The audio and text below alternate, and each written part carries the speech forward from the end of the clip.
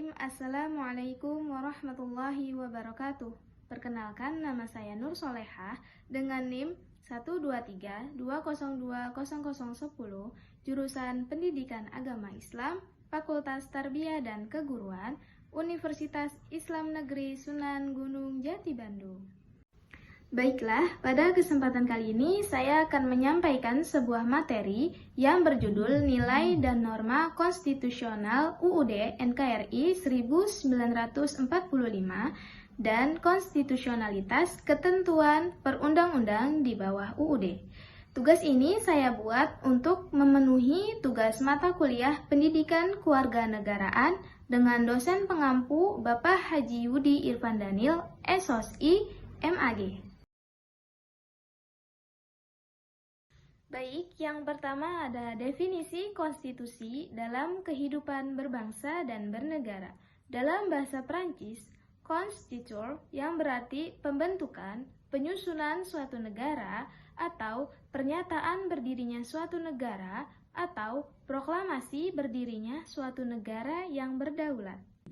Dalam bahasa Latin, berasal dari dua kata, yakni cum dan stature, yang memiliki makna membuat sesuatu yang bisa berdiri atau mendirikan, menetapkan segala sesuatu secara bersama-sama, dan merupakan bentuk jamak constitutiones yang berarti segala sesuatu yang telah ditetapkan oleh peraturan dan undang-undang.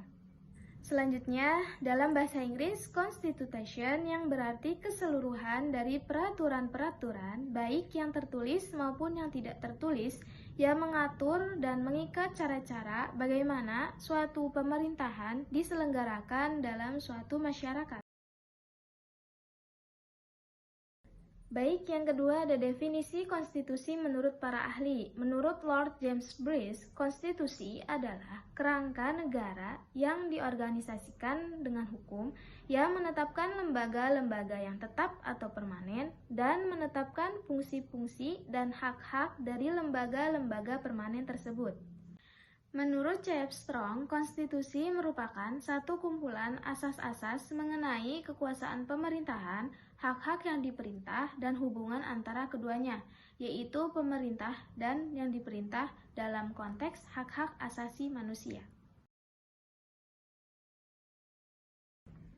Baik, yang ketiga yaitu fungsi konstitusi. Dalam berbagai literatur hukum tata negara maupun ilmu politik ditegaskan bahwa fungsi konstitusi adalah sebagai dokumen nasional dan alat untuk membentuk sistem politik dan sistem hukum negara. Salah satu fungsi konstitusi lainnya yaitu untuk menentukan dan membatasi kekuasaan negara. Kekuasaan tersebut harus memiliki batasan yang tegas agar penguasa tidak memanipulasi konstitusi untuk kepentingan kekuasaannya. Dengan diterapkannya fungsi konstitusi ini, maka hak-hak warga negara dan HAM akan terjamin dan dilindungi.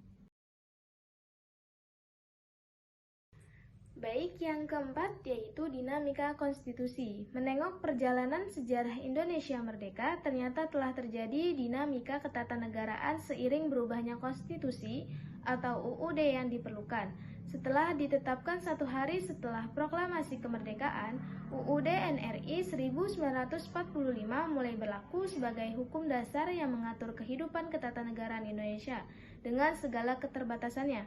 Karena sejak semula UUD NRI 1945 oleh Bung Karno sendiri dikatakan sebagai UUD kilat yang akan terus disempurnakan pada masa yang akan datang.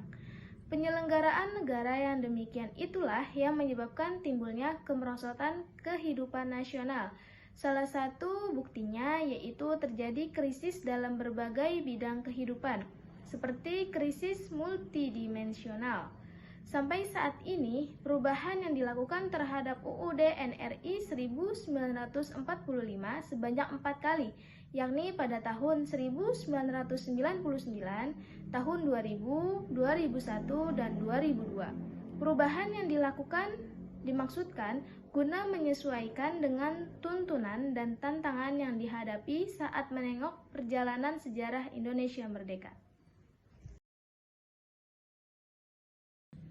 Selanjutnya yang kelima yaitu urgensi dan esensi konstitusi. Setelah melewati proses yang cukup panjang, akhirnya MPR RI berhasil melakukan perubahan UUD NRI 1945.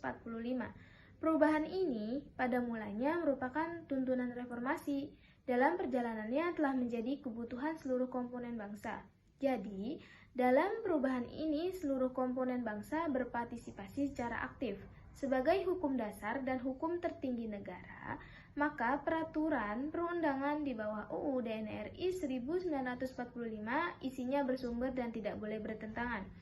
Kemudian ada dasar hukum tertinggi negara, yaitu yang pertama ada hukum dasar, yang kedua ada pemberian pegangan dan batasan, yang ketiga normatif tidak boleh bertentangan, dan yang terakhir yaitu upaya penyediaan dana pembangunan nasional. Baik, sekian presentasi kali ini. Kurang lebihnya mohon maaf. Wabillahi taufik wal hidayah. Wassalamualaikum warahmatullahi wabarakatuh.